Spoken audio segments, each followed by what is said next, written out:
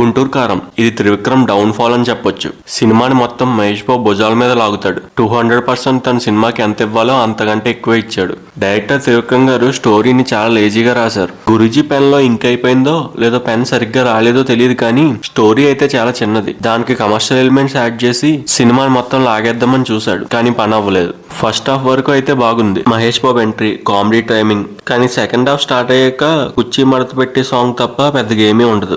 సినిమాలో Trivikram style writing, commercial elements అన్నీ ఉంటాయి, కానీ అవేమీ సాలిడ్ ఇంపాక్ట్ ని క్రియేట్ చేయలేకపోయాయి. కొంచెం సినిమాని మొత్తం చూడగలుగుతామంటే అది కేవలం మహేష్ బాబు వల్లే. చాలా ఎనర్జెటిక్ గా చేశాడు. యాక్టింగ్ అయితేనో డాన్స్ అయితేనో. గుంటూరు కారం సినిమాని చూస్తున్నంతసేపు అత్తారింటి దారెడ్డి అండ్ అలా వైకుంఠపురం మూవీస్ కలిపి తీసిన ఫీల్ వస్తుంది. మెయిన్ గా కొన్ని సీన్స్ లో అలా వైకుంఠపురం మూవీ గుర్తొస్తుంది. సినిమాలో పెద్ద నెగిటివ్ ఏంటంటే స్టోరీనే. మెయిన్ కాన్ఫ్లిక్ట్ చాలా సిల్లీగా ఉంటది. మధ్యలో అన్నెసరీ ఫైట్స్, రొమాన్స్ సీన్స్ పెట్టినట్టు అనిపిస్తుంది. అజ్ఞాతవాసి సినిమా తర్వాత త్రివిక్రమ్ పూర్ వర్క్ అంటే గుంటూరు కారమే. త్రివిక్రమ్ చివరిసారిగా బాగా రాసిన స్టోరీ అయితే అరవింద సమేత అని చెప్పొచ్చు. బాక్స్ ఆఫీస్ పరంగా అయితే అలా వైకుంఠపురం మూవీ. ఓవరాల్ గా గుంటూరు కారం అయితే వన్ టైం వాచబుల్. అతడు కలేజా మూవీలా రిపీట్ లో చూసే సినిమా అయితే కాదు.